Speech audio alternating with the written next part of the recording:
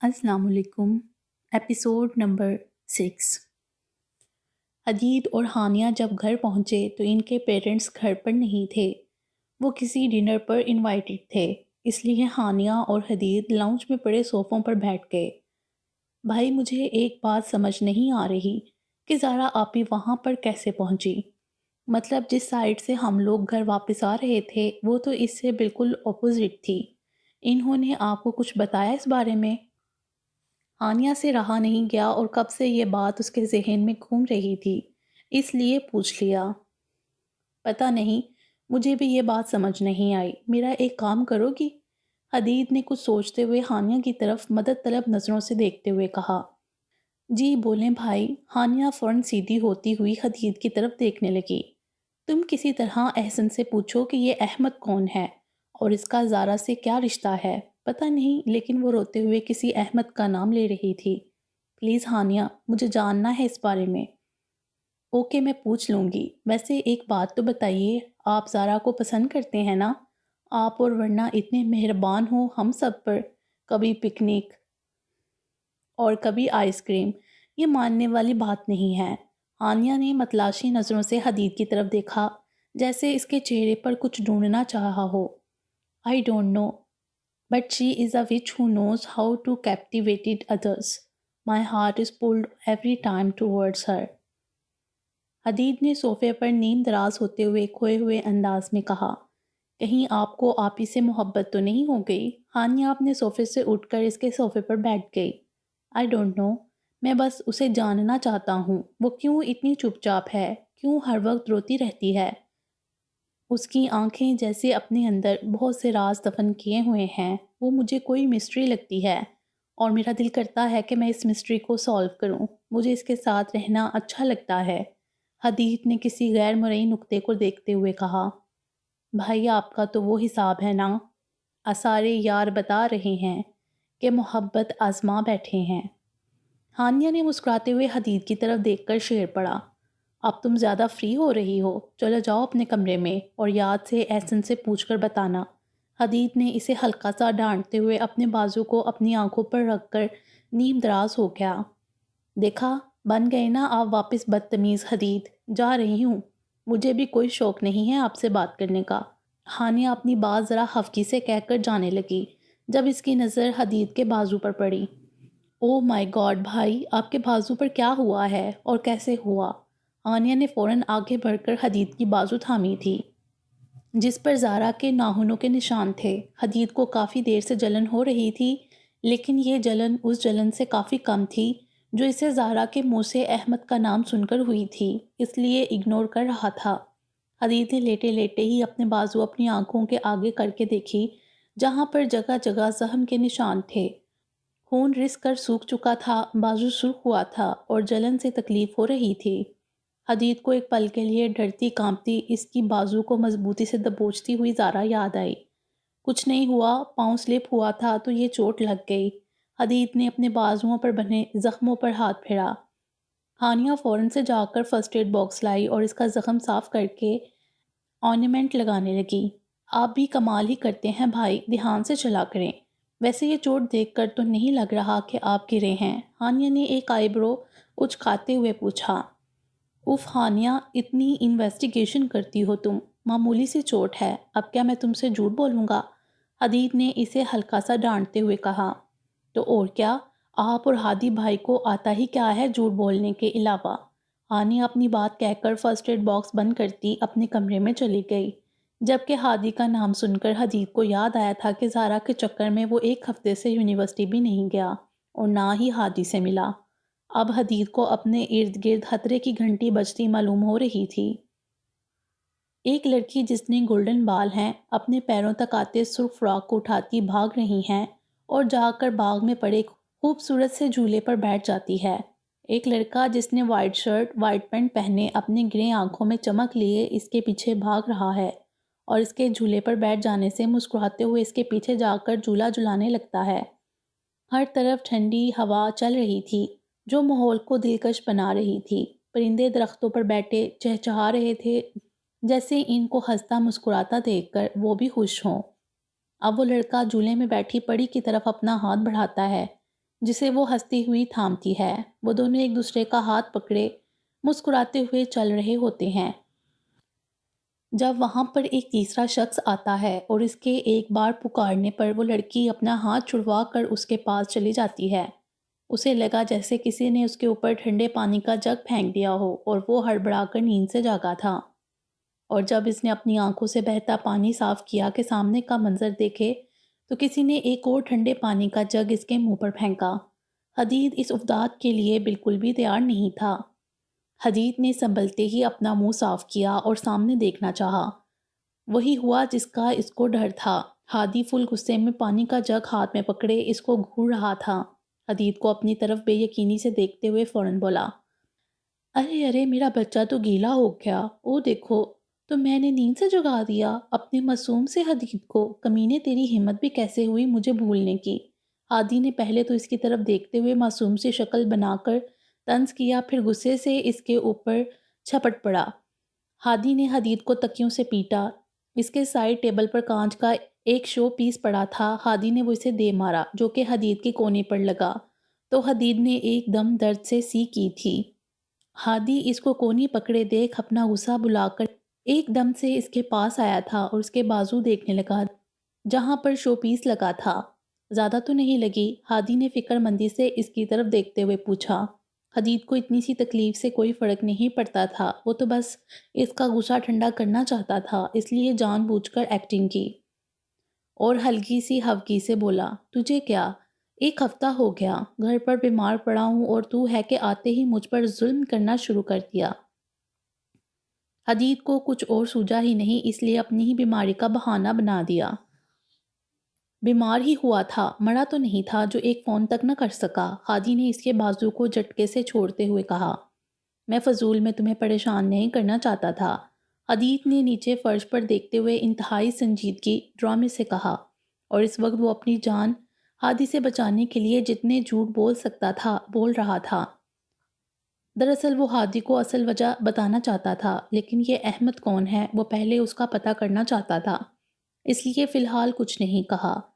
شکل سے تو بالکل بھی بیمار نہیں لگ رہے، اگر تو نے مجھے دھوکہ دیا نا حدید تو تجھے پتہ ہے باکسنگ ہم نے اکٹھے ہی سیکھی تھی، میں یہ تیری لمبی ناک توڑ دوں گا، تیری جان نکال دوں گا، اس لیے دوبارہ پوچھ رہا ہوں صاف صاف بتا دے۔ ہادی کو اس کی بات پر 0% بھی یقین نہیں تھا، اس لیے اسے دھمکاتے ہوئے دوبارہ پوچھنے لگا، ہاں ہے ایک وجہ، مگر میں تجھے ابھی نہیں بتاؤں گا اور نہ ہی تو مجھے فورس کرے گا، صحیح وقت آنے پر میں خود ہی بتا دوں گا۔ حدید کو پتہ تھا اس سے جھوٹ بولنا فضول ہے، اس لیے فوراً سیدھے ہوتے ہوئے اس کی طرف دیکھتے ہوئے کہا۔ ہادی نے آگے سے کچھ نہیں کہا، بس خاموشی سے حدید کے گلے لگ گیا۔ اسے پتہ تھا، اسے مان تھا کہ حدید اس سے جھوٹ نہیں بولے گا، اس لیے اس کے فوراً ہی سچ بولنے پر اسے اس پر پیار آیا۔ I miss you so much in a week، ہادی نے اس کے گلے لگے ہوئے کہا۔ Me too، حدید نے بھی اپنے بازو اس کے گرد باندھتے ہوئے کہا۔ اسی وقت کمرے کا دروازہ زور سے کھول کر ہانیہ اندر داخل ہوئی تھی۔ حدید اور ہادی کی جوڑی کو دیکھا جو ایسے مل رہے تھے جیسے کسی میلے میں کھو گئے ہوں اور آج ہی ملاقات ہوئی ہو۔ میں ماما کو کہتی تھی کہ ان کے بیچ کچھ چل رہا ہے، لیکن نہیں، وہ میری بات مانتی ہی نہیں تھی۔ شرم تو نہیں آتی آپ لوگوں کو دن دہاڑے رومانس کر رہے ہیں؟ ہانیہ نے اپنی طرف سے انہیں ڈرانا چاہا۔ ہادی حدید سے الگ ہوتے ہفکی سے اس کی طرف دیکھتے ہوئے بولا، یار اسے میرے ہاتھ سے بچا لے ورنہ اس گرے آنکھوں والی جنگلی بلی نے میرے ہاتھوں سے مرمرا جانا ہے۔ حدید نے ہانیہ کی طرف دیکھتے ہوئے جیسے آنکھوں سے پوچھا ہو کہ کیوں آئی ہو یہاں، جسے سمجھتے کالج جانے کے لیے یونیفارم میں تیار کھڑی ہانیہ فوراً بولی، میں تو آپ لوگوں کو ناشتے کے لیے بلانے آئی تھی، لیکن یہاں آ کر لگتا ہے کہ کسی غلط وقت پر آ گئی۔ ہانیہ نے کندھے اچکاتے ہوئے کہا۔ ہانیہ بچ جاؤ میرے ہاتھ سے، میں کہہ رہا ہوں تمہیں، پھر اپنی دفعہ تم آنٹی کو شکایتیں لگاتی ہو۔ ہادی نے اسے اپنی کسی بھی کارروائی سے وارن کرتے ہوئے کہا اور جا کر دروازے میں کھڑا ہو گیا۔ ہادی بالکل ٹھیک کہہ رہا ہے، جب تم ہم سے لڑ نہیں سکتی تو پھر پنگے بھی نہ لیا کرو، اور خبردار جو آئندہ ہمارے معاملے میں بولی۔ حدید نے بھی ہادی کے ساتھ ساتھ اپنا حصہ ڈالا، ڈرتی ورتی نہیں ہوں میں آپ لوگوں سے، اور آپ لوگوں کا مقابلہ خود کر سکتی ہوں۔ ہانیہ مصطفیٰ کو اتنی کمزور نہیں ہے، آئی سمجھ؟ کوئی بہت زور سے منہ کے بل گرا تھا۔ ہانیہ حدید اور ہادی کی طرف دیکھتی فل غصے میں انہیں دھمکیاں لگاتی باہر جا رہی تھی۔ جب دروازے میں کھڑے ہادی نے اپنا پاؤں آگے کیا تو وہ اوپر دیکھنے کی وجہ سے الجھ کر سیدھا زمین بوس ہوئی تھی، اور اسی وقت ہادی اور حدید کا کہکا گونجا تھا۔ حدید فوراً واش روم میں اور ہادی نیچے بھاگا تھا کیونکہ وہ جانتے تھے کہ اب کیا ہونا ہے۔ کمرے کے باہر بنی راہداری میں کارپیٹ بچھا تھا، اس لیے ہانیہ کو بالکل بھی چوٹ نہیں آئی تھی، لیکن اب ان کو ڈانٹ بھی تو پڑوانی تھی، اس لیے وہ ایکٹنگ کرنے کو فل تیار تھی اور آنسو گراتے ہوئے لڑکھڑاتے ہوئے آسیہ بیگم کو آوازیں دیتے ہوئے سیڑھیاں اترنے لگی۔ موم موم دیکھیں، ہادی بھائی نے مجھے اتنی زور سے دھکا دیا، مجھ سے چلا بھی نہیں جا رہا، کہیں میرا پیر تو نہیں ٹوٹ گیا۔ ہانیہ نے روتے ہوئے کمال ایکٹنگ کی تھی اور مظلومیت کے سارے ریکارڈ توڑے تھے۔ ہادی جو کہ مصطفیٰ صاحب کے پاس لاؤنج میں بیٹھا ان سے باتیں کر رہا تھا، اس کی ایکٹنگ دیکھ کر اش اش کر اٹھا۔ ہانیہ کی طرف ملامتی نظروں سے دیکھتے ہوئے کانوں کو ہاتھ لگا کر بولا، توبہ توبہ انکل، بھلائی کا تو زمانہ ہی نہیں ہے۔ آنٹی آپ کو پتہ ہے جب میں نیچے آ رہا تھا نا تو یہ مجھ میں ٹکرائی تھی، اپنے کسی دوست سے فون پر باتوں میں اس قدر مگن تھی کہ اسے نظر ہی نہیں آ رہا تھا کہ سامنے سے کون آ رہا ہے۔ میں نے اسے سمجھایا بھی کہ ہانیہ بیٹا دھیان سے چلو، کہیں گر ور کر دانت نہ توڑوا لینا، مگر اس نے میری بات کو اگنور کر دیا اور دیکھیں پھر گر گئی ہو گئی دوبارہ سے۔ ہادی کون سا کسی سے کم تھا، اپنے آپ کو معصوم ثابت کرنے کے لیے ایسے ایسے جھوٹ بولتا کہ شکایت لگانے والے کو ہی جھوٹا پڑوا دیتا تھا، تو پھر اب کیسے پیچھے ہٹتا۔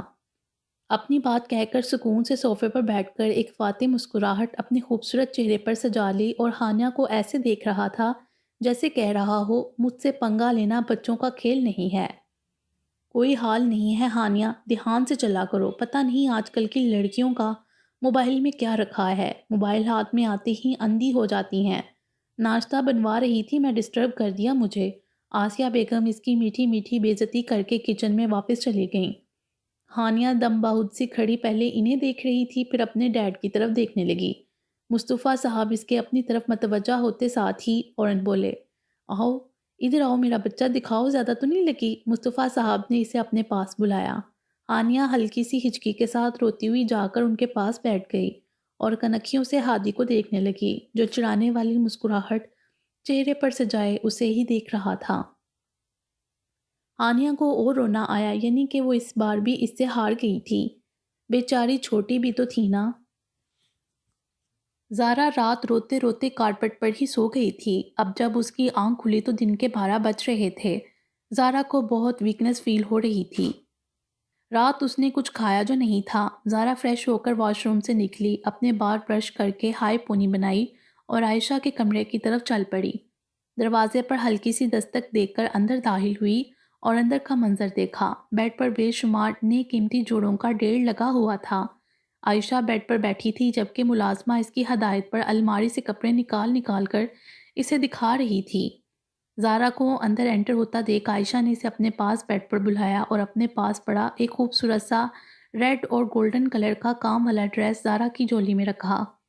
یہ ڈریس میں نے اپنی شہزادی کے لیے لیا ہے، پسند آیا؟ عائشہ نے مسکراتے ہوئے زارا کی پونی سے نکلتے بالوں کو پیچھے کرتے ہوئے کہا، واو اٹس ٹو مچ پریٹی۔ زارا کو وہ ڈریس بہت پسند آیا تھا۔ زارا نے چمکتی ہوئی آنکھوں کے ساتھ کہا، بس تم کل احسن کی سالگرہ پر یہی پہن رہی ہو، میری شہزادی سب سے پیاری لگے گی۔ سوری خالہ جانی، ایکچولی میں نے اور ماہم ہم دونوں نے کل سیم ڈریسنگ کرنی ہے، اس نے میرے لیے بھی ڈریس لے لیا ہے تو میں یہ پھر کبھی پہن لوں گی۔ زارا نے تھوڑا شرمندہ ہوتے ہوئے کہا، اٹس اوکے میری جان، جب مرضی پہنو، مجھے کوئی اعتراض نہیں، یہ تمہارا ہے۔ عائشہ نے اسے اپنے ساتھ لگاتے ہوئے کہا۔ دراصل عائشہ زارا کی آنکھوں سے باخوبی یہ جان چکی تھی کہ وہ پھر رات بھر روتی رہی ہے۔ اس کی آنکھوں کا حال دیکھ کر عائشہ کے دل کو کچھ ہوا تھا۔ وہ مزید اب اس ٹاپک پر بات نہیں کرنا چاہتی تھیں، اس لیے معمول کے مطابق ہی بات چیت کی۔ تھینک یو سو مچ خالہ جانی۔ زارا نے بھی اپنے بازو ان کے گرد بازو حائل کیے۔ عائشہ نے ملازمہ کو اشارے کے ساتھ جانے کا کہا اور زارا کی طرف متوجہ ہوئی۔ ویسے زارا، ماہم بہت اچھی بچی ہے، ہمارے ارسلان کے لیے پرفیکٹ میچ ہے۔ ارسلان کو تو ماہم کی بہت قدر کرنی چاہیے، عائشہ نے زہرا کی طرف دیکھتے ہوئے کہا۔ جی میری کزن ہے ہی بیسٹ، اور آپ ارسل کو تو رہنے ہی دیں، آپ کو پتہ ہے فضول میں ہی بیچاری کو ڈانٹ دیتا ہے۔ چھوٹی چھوٹی باتوں پر غصہ کرتا ہے۔ حالانکہ ماہم نے کبھی ارسلان کو پلٹ کر جواب نہیں دیا اور نہ ہی کبھی بھائی سے بدتمیزی کی۔ زارا نے شکایت لگانے والے انداز میں عائشہ کو بتایا، بہت بری بات ہے، میں ارسلان کو سمجھاؤں گی۔ میرے ارسل کا دل بہت شفاف ہے، بس وہ کسی کو اتنی جلدی اپنے دل میں جگہ نہیں دیتا۔ مجھے پورا یقین ہے کہ ماہم اس کے دل میں اپنی جگہ بنا لے گی اور وقت کے ساتھ ساتھ سب صحیح ہو جائے گا۔ عائشہ نے زارا کے بال سنوارتے ہوئے کہا۔ انشاءاللہ، زارا نے کچھ سوچتے ہوئے کہا۔ چلو اٹھو زارا، جلدی سے جا کر ناشتہ کر کے آؤ، پھر ہمیں کل کی پارٹی کی پلاننگ بھی کرنی ہے، عائشہ نے اسے پچکارتے ہوئے کہا۔ عائشہ اسے بالکل بچوں کی طرح ٹریٹ کرتی تھی۔ دل نہیں کر رہا خالہ جانی، زارا نے منہ بناتے ہوئے کہا۔ بالکل بھی نہیں، میں کچھ نہیں سن رہی، جلدی سے جاؤ اور ناشتہ کر کے آؤ۔ ہری اپ، عائشہ نے اسے اپنے سے علیحدہ کرتے ہوئے کہا۔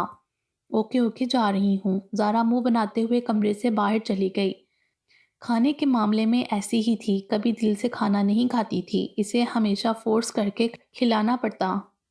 ماہم اپنے کمرے میں پڑھ رہی تھی اور کافی غصے میں تھی۔ صبح سے اسے ایک ان نون نمبر تنگ کر رہا تھا۔ ماہم 2 نمبر بلاک کر چکی تھی، لیکن مقابل کوئی بہت ڈیٹ واقعہ ہوا تھا۔ بار بار سم چینج کر کے کال کرتا، لیکن اس کی آواز پہچان کر ماہم کال کاٹ دیتی۔ ایک تو ماہم کا پہلے ہی پڑھائی میں دل نہیں لگ رہا تھا، اوپر سے اسے اس کالر پر بے انتہا غصہ آ رہا تھا۔ اب ایک دفعہ پھر ماہم کے موبائل پر ان نون نمبر سے کال آ رہی تھی۔ ماہم نے قسم کھا لی تھی کہ اب اسے اب تو 4 گالیوں سے نوازے گی نا۔ ماہم نے قسم کھا لی تھی کہ اسے اب تو 4 گالیوں سے نوازے گی۔ ماہم نے کال پک کرتے ہی بولنا شروع کر دیا۔ ویسے بڑے ہی کوئی بے غیرت اور کمینے انسان ہیں آپ۔ جب میں آپ سے بات نہیں کرنا چاہتی تو کیوں کر رہے ہیں بار بار کال؟ گھر پر ماں بہن نہیں ہے کیا؟ اپنی شکل دیکھی ہے کبھی آئینے میں؟ بڑے آئے ماہم عادل کو پرپوز کرو گے۔ ماہم تو جانے کیا کیا بول رہی تھی اور یہ لینگویج اس نے کبھی یوز نہیں کی تھی۔ ماہم کی زبان کو بریک تب لگا جب دوسری طرف موجود شخص دھڑا تھا۔ شٹ اپ، دماغ خراب ہو گیا تمہارا؟ یہ کون سے لہجے میں بات کر رہی ہو تم مجھ سے؟ اپنے کسی عاشق کو بعد میں ذلیل کر لینا۔ امی سے بات کرواؤ میری۔ ماہم کا دل تو یہ آواز سن کر ہی بند ہو گیا تھا۔ مطلب اس نے ارسلان کے ساتھ اتنی بدتمیزی کی؟ وہ اس کے بارے میں کیا سوچتا ہوگا؟ ماہم کو شدید ندامت نے آن گھیرا۔ اس کی طرف سے جب کوئی جواب نہ ملا تو ارسلان دبے دبے غصے میں دوبارہ بولا۔ ماہم تمہیں میری آواز سنائی نہیں دے رہی؟ وہ تائی اماں تو گھر پر نہیں ہیں، شاپنگ پر گئی ہیں تایا ابو کے ساتھ۔ ماہم کو شدید رونا آ رہا تھا۔ اف، ایک تو امی بنا۔ تم میرے روم میں جاؤ، وہاں پر میری سائڈ ٹیبل کے دراز میں کیز ہوں گی، وہ نکال کر میری الماری کھولو اور سب سے نیچے والے ڈرار میں ایک بلیک کلر کی فائل پڑی ہے، 5 منٹ میں مجھے اس فائل کی پکس لے کر سینڈ کرو، انڈرسٹینڈ؟ ارسلان بہت جلدی میں اور جلایا ہوا لگ رہا تھا۔ اپنی بات کہہ کر فوراً کال کاٹ دی۔ اس کی کال بند ہوتے ہی ماہم کسی ریبوٹ کی طرح بیڈ سے اتری تھی اور بھاگتے ہوئے اس کے کمرے میں گئی تھی۔ الماری کھول کر مطلوبہ فائل نکال کر اس کی پکس ارسلان کے نمبر پر سینڈ کیں اور اس دوران ماہم کو تقریباً 7 منٹ لگے تھے۔ ماہم فائل واپس دراز میں رکھنے لگی تو اسے دراز میں کچھ چمکتا ہوا محسوس ہوا۔ ماہم نے ہاتھ بڑھا کر اسے باہر نکالا تو وہ ماہم کی گولڈ کلر کی بالی تھی جو آج سے 2 سال پہلے گم ہوئی تھی۔ ماہم کو تو یقین ہی نہیں آ رہا تھا کہ ارسلان نے اس کی بالی کو اپنے پاس رکھا ہوا ہے۔ ماہم بے یقینی سے کھڑی گولڈن کلر کی خوبصورت بالی کو دیکھ رہی تھی جب نیچے سے آتی دادوں کی آواز نے اس کا مراقبہ توڑا۔ وہ اسے آوازیں دے رہی تھیں۔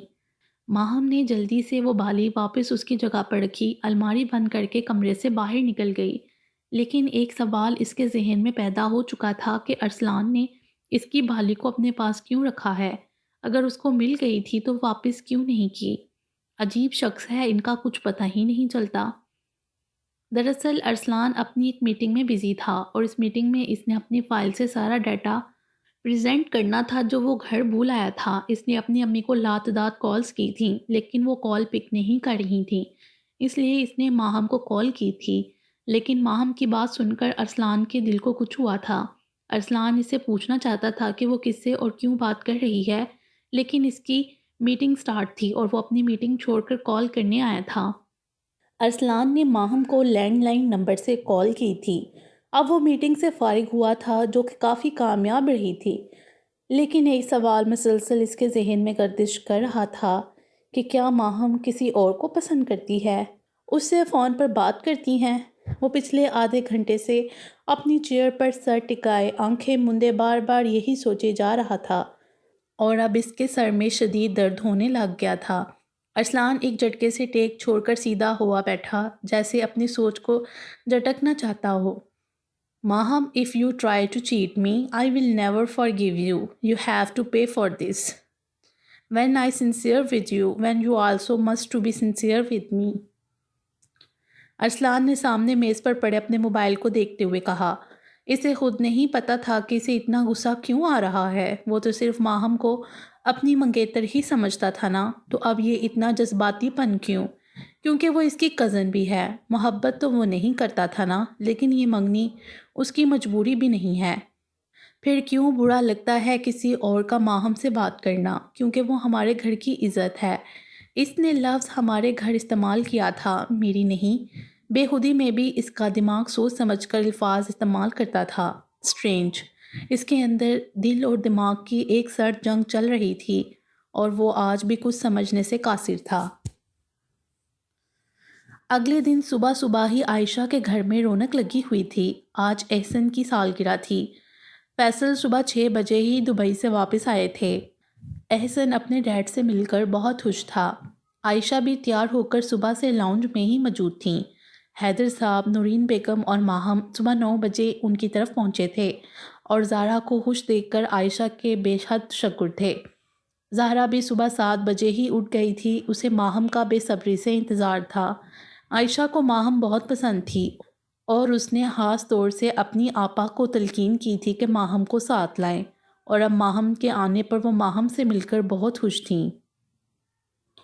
زہرا اپنی امی ابو سے بہت خوش دلی سے ملی، 1 گھنٹہ اپنے ابو کے کاندھے پر سر رکھ کر ان سے باتیں کرتی رہی، پھر ماہم کو اپنے ساتھ لے کر اپنے کمرے میں چلی گئی۔ نیچے لاؤنج میں سب بڑے بیٹھے آج کی پارٹی کی پلاننگ کر رہے تھے جب مصطفیٰ صاحب اور آسیہ بیگم ان کے گھر آئے۔ دراصل وہ پوچھنے آئے تھے کہ آج کی پارٹی میں اگر کسی قسم کی مدد کی ضرورت ہو ان کے لائق۔ احسن کو وش کیا اور صوفے پر فیصل کے پاس ہی بیٹھ گئے۔ فیصل نے انہیں حیدر صاحب سے ملوایا اور عائشہ نے آسیہ بیگم کو نورین اپنی بہن سے۔ حیدر صاحب، مصطفیٰ صاحب اور فیصل اپنے اپنے کاروبار کے موضوع پر بات کر رہے تھے، تو دوسری طرف خواتین اپنی گفتگو میں مصروف تھیں۔ آسیہ بیگم کو زہرا بہت پسند تھی، اور اب زہرا کی فیملی سے مل کر وہ اپنی خواہش کو زبان پر لے ہی آئیں۔ آپ لوگوں نے زہرا کی کہیں منگنی وغیرہ کی، یا ابھی اس کے لیے رشتہ دیکھ رہے ہیں؟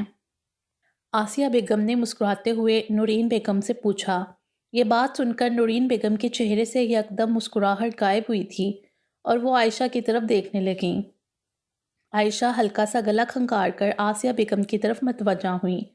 وہ ایکچولی ہماری زہرا کی منگنی بچپن میں ہی اس کے پھپھو کے بیٹے سے ہوئی تھی، اور شادی بھی ہونے والی تھی کہ کسی بنا پر ٹوٹ گئی۔ عائشہ نے یہ بات کرنے کے لیے بہت ناپے تلے الفاظ استعمال کیے۔ آسیہ بیگم کو منگنی کا سن کر بہت دکھ ہوا تھا، انہیں لگا تھا کہ انہوں نے یہ رشتہ کھو دیا ہے، لیکن اگلی بات سن کر انہیں بڑا سکون ملا تھا، یعنی کہ وہ اپنی خواہش پوری کر سکتی تھیں۔ اگر آپ لوگ مناسب سمجھیں تو کیا میں وجہ جان سکتی ہوں؟ آسیہ بیگم نے بڑے محتاط سے انداز میں پوچھا۔ دراصل زہرا کا کزن احمد تعلیم پوری کرنے کی غرض سے امریکہ گیا تھا۔ اسے وہاں پر کوئی اور لڑکی پسند آ گئی، لیکن زہرا کی پھپھو نے پھر بھی ان سے زبردستی شادی کرنی چاہی، جس سے احمد مہندی کی رات ہی انکار کر کے امریکہ واپس چلا گیا۔ نورین بیگم نے اپنی بات پوری کر کے اپنی آنکھ میں آئی نمی کو غیر محسوس انداز میں صاف کیا۔ کوئی بات نہیں بہن، جو ہوتا ہے اس میں اللہ کی کوئی نہ کوئی مصلحت ہی ہوتی ہے، آپ فکر نہ کریں، اللہ نے زہرا کے لیے بہت بہتر سوچا ہوگا۔ آسیہ بیگم نے ان کے ہاتھ پر اپنا ہاتھ رکھتے ہوئے انہیں تسلی دی، اور خود انہوں نے اپنے دل میں زہرا کو اپنی بہو بنانے کی ٹھان لی۔ جی بالکل، ہم تو بالکل بھی مایوس نہیں ہوئے، لیکن ان سب میں ہماری زہرا بہت ڈسٹرب ہوئی ہے۔ عائشہ نے آسیہ بیگم کی بات کا جواب دیا۔ اللہ پاک زہرا کو صبر دے، انشاءاللہ سب بہتر ہوگا، آسیہ بیگم نے عائشہ کی طرف دیکھتے ہوئے تسلی امیز انداز میں کہا۔ عائشہ، ناشتہ بھی کرواؤ گی یا آج صرف باتوں سے ہی ہمارا پیٹ بھرو گی؟ فیصل نے عائشہ کو مخاطب کرتے ہوئے کہا۔ جی بالکل، ناشتہ تو کب سے ریڈی ہیں، چلے سب ڈائننگ ٹیبل پر، میں ابھی لگواتی ہوں۔ سوری میں باتوں میں بالکل ہی بھول گئی تھی، عائشہ نے تھوڑا شرمندہ ہوتے ہوئے فیصل سے کہا۔ اب اگر عائشہ تم اتنی پیاری شکل بنا کر کہو گی تو مجھ سے ناشتہ نہیں ہوگا، فیصل نے عائشہ کی طرف دیکھتے ہوئے اسے چھیڑنے والے انداز میں کہا۔ سبھی فیصل کی بات پر مسکرائے تھے، جبکہ عائشہ اس کی بات سن کر تھوڑی سی جنپی تھیں اور پھر فوراً ہی ملازمہ کو آواز دے کر ناشتے کا کہنے لگیں۔ تھوڑی دیر بعد ہی سبھی ڈائننگ ٹیبل پر بیٹھے ناشتہ کر رہے تھے اور ساتھ ہلکی پھلکی گفتگو جاری تھی۔ او مائی گاڈ، ماہم نہ کرو، مجھے تو یقین نہیں آ رہا تم نے ارسلان سے کہا کہ گھر میں ماں بہن نہیں ہے۔ شکل دیکھی ہے آئینے میں، بڑے آئے ماہم کو پرپوز کرنے۔ ماہم نے پریشانی سے یہ بات زہرا کو بتائی تھی، جبکہ اس کے برعکس زہرا کا ہنس کر برا حال تھا۔ وہ ماہم کے سامنے بار بار اس کی بات دہرا کر ہنس رہی تھی اور ماہم شرمندہ ہو رہی تھی۔ دیکھو زہرا، میں سیریس ہوں، مجھے کل سے یہ سوچ سوچ کر ندامت ہو رہی ہے کہ میں اس کو فیس کیسے کروں گی۔ وہ میرے بارے میں کیا سوچ رہے ہوں گے اور تم میرا مذاق اڑا رہی ہو۔ ماہم کو زہرا کی ہنسی پر غصہ آ رہا تھا۔ کچھ نہیں کہیں گے بھائی تمہیں، اگر پوچھیں گے نا تم نے ایسے بات کیوں کہی تو صاف صاف بتا دینا کہ تمہیں کوئی تنگ کر رہا تھا جس وجہ سے تمہیں مس انڈرسٹینڈنگ ہوئی۔ اوکے، پریشان ہونے کی ضرورت نہیں ہے، وہ تمہیں کچھ نہیں کہے گا۔ زہرا نے ماہم کی گود میں سر رکھتے ہوئے پیار سے اس کے گال کھینچتے ہوئے کہا۔ تمہیں نہیں پتہ زہرا، ان کا وہ بہت غصہ کریں گے، مجھے ان سے بہت ڈر لگتا ہے، ماہم نے اپنے گال سے زہرا کے ہاتھ ہٹاتے ہوئے کہا۔ ہاں، آپ کو بڑا پتہ ہے، خیریت تو ہے، زہرا نے ماہم کو چھیڑنے والے انداز میں کہا، جس پر ماہم کے گال ایک لمحے کے لیے گلابی ہوئے تھے۔ ماہم نے ہلکی سی مسکراہٹ سے زہرا کی طرف دیکھا تھا۔ زہرا جب بھی موڈ میں ہوتی تھی تو وہ ماہم کو بہت تنگ کیا کرتی تھی، کبھی اس کے گال کھینچتی، کبھی اس کے بالوں کو کھول دیتی۔ اگر بال کھلے ہوئے ہوں تو ان کی لٹوں کو اپنی انگلی میں گھماتی اور اس کی گود میں تب تک سر رکھ کے لیٹی رہتی جب تک وہ تھک نہ جاتی۔ وہ ارسلان کے ساتھ ساتھ ماہم کی بھی لاڈلی تھی۔ یار ماہم، مجھے ڈریس تو دکھاؤ جو تم لے کر آئی ہو شام کی پارٹی کے لیے، باتوں میں لگا دیتی ہو تم۔ چلو اٹھو، ڈریس دکھاؤ۔ زہرا ماہم کی گود سے اٹھتے ہوئے اپنے بالوں کو جوڑے کی شکل میں لپیٹنے لگی جو کہ کھلے ہوئے تھے، اور ساتھ ہی اپنی الماری کھول کر کھڑی ہو گئی۔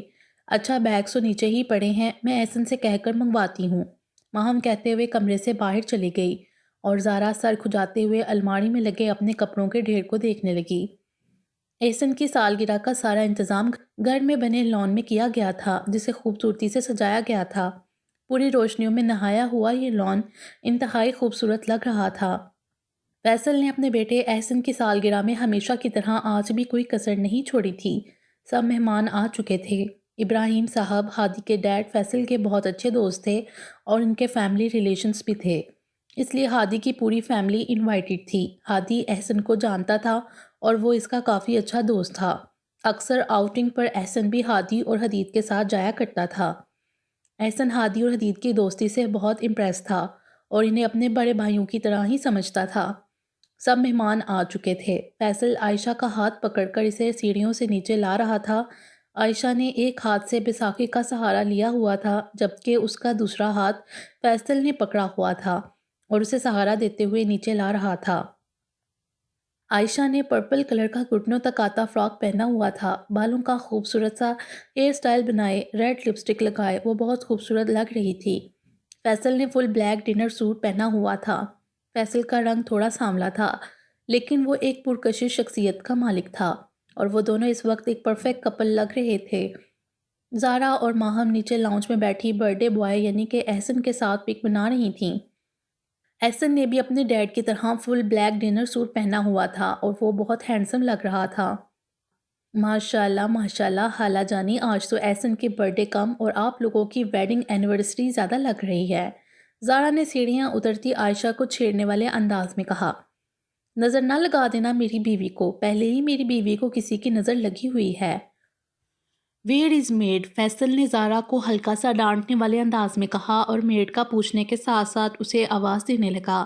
اوف خالو جان، میں نے ماشاءاللہ بولا ہے، اور رہی بات عائشہ خالہ کو نظر لگنے کی تو پکا آپ کی ہی لگی ہوگی کیونکہ آپ ہی خالہ کو گھور گھور کر دیکھتے ہیں۔ زہرا آج بہت خوش تھی اور فیصل نے اس کی اس بات پر اسے غور سے دیکھا۔ وہ آج پرانی بحث کرنے والی زہرا لگ رہی تھی۔ بھلا کبھی شوہر کی نظر بھی لگتی ہے بیوی کو؟ فیصل نے بھی زارا کو فوراً جواب دیا۔ فیصل نے عائشہ کو لاؤنج میں موجود صوفے پر بٹھایا۔ اتنے میں ملازمہ بھی آ گئی۔ فیصل نے جیب سے 1000 کا نوٹ نکال کر عائشہ کے سر سے وار کر ملازمہ کو دیا، جس پر عائشہ تھوڑی جنپی تھی۔ فیصل آپ بھی نا کیا کرتے ہیں؟ عائشہ نے تھوڑی حفکی سے کہا۔ بھائی میں نہیں چاہتا کہ میری بیوی کو اب کسی اور کی نظر لگے، اس لیے میں نظر اتار رہا ہوں۔ فیصل نے مسکراتے ہوئے عائشہ کی بات کا جواب دیا۔ ڈیڈ میری بھی تو نظر اتارے نا۔ I am also looking beautiful plus handsome, Ahsan نے تھوڑا خفا ہوتے ہوئے کہا۔ او میں تو بھول ہی گیا، اس میں میرا کوئی قصور نہیں ہے یار، تمہاری ماں نہیں مجھے کہیں اور دیکھنے نہیں دیتی، فیصل نے عائشہ کو چھیڑنے والے انداز میں کہا اور احسن کے سر سے بھی 1000 کا نوٹ وار کر میڈ کو دیا۔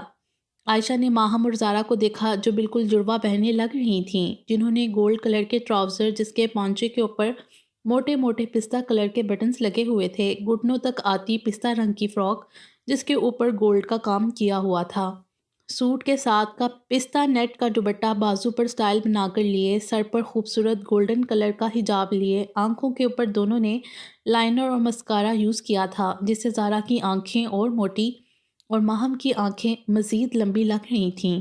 لپسٹک کی جگہ دونوں نے ہی پنک کلر کا لپ گلاس لگایا ہوا تھا۔ اپنے ڈریس کے ساتھ میچنگ گولڈ ہائی ہیلز پہنے وہ دونوں آج پہچانی نہیں جا رہی تھیں۔ زارا سر پر حجاب نہیں لیتی تھی جبکہ ماہم باقاعدگی سے حجاب لیتی تھی۔ ماہم نے آج زبردستی زارا کو بھی اپنے ساتھ حجاب کروایا تھا جس میں زارا بے انتہا خوبصورت لگ رہی تھی اور ان دونوں کی ہائٹ اچھی خاصی تھی، مگر پھر بھی انہوں نے ہر فنکشن میں ہائی ہیل ضرور پہنی ہوتی تھی بقول ارسلان کے۔ انہیں کھمبا بننے کا شوق تھا۔ ماشاءاللہ تم دونوں تو آج بالکل شہزادیاں لگ رہی ہو، اور زارا تم پر حجاب بہت سوٹ کر رہا ہے، اللہ نظر بد سے بچائے میری شہزادیوں کو۔ عائشہ نے خوش دلی سے زارا اور ماہم کی تعریف کی تھی، جس پر فیصل فوراً زارا کو چھیڑنے والے انداز میں بولا۔ بیگم آپ پہلے تو جھوٹ نہیں بولتی تھیں، اب کیا ہو گیا ہے؟ ماہم کی تعریف تو سمجھ میں آتی ہیں کہ ماہم آج واقعی ہی بہت خوبصورت لگ رہی ہے، مگر زارا، اللہ جھوٹ نہ بلوائے، اب میں کیا کہوں؟ خالہ جانی دیکھ لیں آپ، زارا نے فوراً عائشہ کو مخاطب کرتے ہوئے انہیں باز رہنے کا کہا، جبکہ ماہم اور احسن مسلسل ہنس رہے تھے۔ عائشہ باہر سب مہمان آ چکے ہیں اور تم لوگ ادھر بیٹھے گپے لگا رہے ہو، چلو لڑکیوں تم لوگ بھی باہر، احسن تمہارے بھی سب دوست آ گئے ہیں، چلو باہر شاباش۔ نورین بیگم جو کب سے باہر مہمانوں کے پاس تھیں انہیں ہلکا سا ڈانٹنے والے انداز میں باہر آنے کا کہنے لگیں۔ ان کی بات سنتے ہی فوراً سب لوگ باہر کی طرف نکل پڑے جہاں پر سب مہمان انہی کا ہی انتظار کر رہے تھے۔ ہادی اور حدید دونوں ہی ایک صحت مند سے بچے کے ساتھ سیلفیز بنانے میں بزی تھے۔ انہیں بچے بہت پسند تھے۔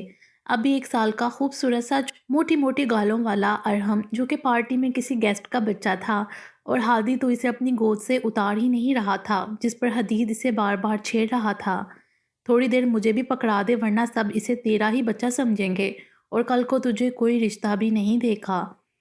تو مجھ سے جیلس ہی ہوتا ہے کیونکہ بچے میرے ساتھ بہت جلدی ایڈجسٹ ہو جاتے ہیں اور تیرے پاس آتے ہی رونے لگتے ہیں، اب اس میں میرا کیا قصور؟ وہ دونوں پوری پارٹی سے بے نیاز ایک سائڈ والے ٹیبل پر بیٹھے اس بچے سے کھیل رہے تھے جیسے وہ واقعی ان کا ہو۔ ماہم اور زارا خوب انجوائے کر رہی تھیں۔ احسن انہیں اپنے کلاس فیلو سے ملوا رہا تھا۔ زارا کے سیل پر ارسلان کی کال آ رہی تھی جسے سننے کے لیے زارا اندر چلی گئی کیونکہ باہر بہت شور تھا۔ احسن اپنے دوستوں کے ساتھ باتیں کرنے میں مگن تھا جب خانیہ وہاں پر آئی۔ Once again happy birth day my dear friend, may Allah you always stay with me. رات 12 بجے سے لے کر اب تک خانیہ اسے 100 دفعہ برتھ ڈے وش کر چکی تھی، کبھی کال پر تو کبھی میسیجز پر۔ تھینک یو خانیہ، اور کتنا وش کرو گی، مجھ سے زیادہ تو تمہاری برتھ ڈے لگ رہی ہے، احسن نے اس کے ہاتھ سے خوبصورت گلابوں کا گلدستہ لیتے ہوئے کہا جو اس نے وش کرنے کے ساتھ آگے بڑھایا ہوا تھا۔ میرے دل سے پوچھو کہ وہ آج تمہارے برتھ ڈے پر کتنا خوش ہے، اور میرا دل چاہتا ہے کہ میں تمہیں اس دنیا کا سب سے قیمتی تحفہ دوں، ہانیہ نے جذبات سے بھرپور آواز میں کہا۔ نوازش آپ کی کہ ہانیہ مصطفیٰ نے احسن فیصل کو اس قابل سمجھا۔ احسن نے دلفریب مسکراہٹ چہرے پر لاتے ہوئے کہا۔ احسن، اچھا احسن یہ بتاؤ میں کیسی لگ رہی ہوں؟ ہانیہ نے پرجوش ہو کر پوچھا۔ اس کے پوچھنے پر احسن نے فل بلیک ڈریس میں ملبوس ہانیہ کو دیکھا جس نے بلیک کلر کی ٹیل فراک پہنی ہوئی تھی جس پر نفیس سا گولڈن کام کیا ہوا تھا، بلیک ٹراؤزر جو کہ ٹہنوں سے اوپر تھا، سفید پیر بلیک ہیلز میں مقید کیے، آنکھوں پر لائنر لگائے جس سے گرے آنکھیں اور دلکش لگ رہی تھیں، لائٹ ریڈ لپسٹک لگائے، بالوں کا خوبصورت ہیئر سٹائل بنائے، ہانیہ آج نظر لگ جانے کی حد تک پیاری لگ رہی تھی، لیکن مقابل بالکل جذبات سے عاری تھا۔ ایک لاپرواہ نظر اس پر ڈال کر کہا، پیاری لگ رہی ہو۔ احسن کو نہیں پتا تھا کہ لڑکیوں کی اتنی مختصر تعریف نہیں کرتے، بھائی وہ غصہ کر جاتی ہیں، ناراض ہو جاتی ہیں، انہیں تو ایسی تعریف سننا پسند ہوتا ہے جیسے ناولز میں ہیرو اپنی ہیروئن کی کرتے ہیں، لیکن بیچارہ نا واقف تھا ان سب سے۔ کیا مطلب پیاری لگ رہی ہوں؟ تمہیں پتہ ہے میں آج تمہاری برتھ ڈے پر پارلر سے تیار ہو کر آئی ہوں اور تم کہہ رہے ہو کہ میں صرف پیاری لگ رہی ہوں۔ ہانیہ تو اس کی اس لاپرواہ عادت سے تنگ ہی آ گئی تھی، اور اب اس کے اتنے سے لفظ نے اسے خوب غصہ دلوایا تھا اور اس کا چہرہ غصے سے سرخ ہوا تھا۔ اور کیسے کروں میں تمہاری تعریف؟ مجھے تو ایسے ہی کرنی آتی ہے۔ اور تم پارلر سے کیوں تیار ہو کر آئی ہو؟ کوئی امپروومنٹ نہیں لگ رہی، فضول میں پیسے ضائع کیے تم نے۔ احسن کو اس کی پارلر والی بات سن کر بہت ہنسی آئی تھی، اس لیے اسے اور چھیڑتے ہوئے کہا، احسن بچ جاؤ میرے ہاتھ سے، کسی دن میں تنگ آ کر تمہارا ہی گلا دبا دوں گی۔ ہانیہ اپنی بات کہتے ہوئے وہاں سے پیر پٹک کر چلی گئی، جبکہ احسن اس کے غصے سے ہوتی لال رنگت دیکھ کر بہت محظوظ ہوا تھا، پھر اس کے پیچھے لپکا تھا اور اسے سوری کہہ رہا تھا، لیکن مقابل بھی ہانیہ مصطفیٰ تھی، انتہائی ضدی اور اڑیل۔ باقی انشاءاللہ اگلی ویڈیو میں۔ امید ہے آپ کو یہ ویڈیو پسند آئی ہوگی۔ ہمارے چینل کو سبسکرائب کریں اور بیل آئیکن کو پریس کر دیں ہمارے چینل کی لیٹسٹ اپڈیٹس حاصل کرنے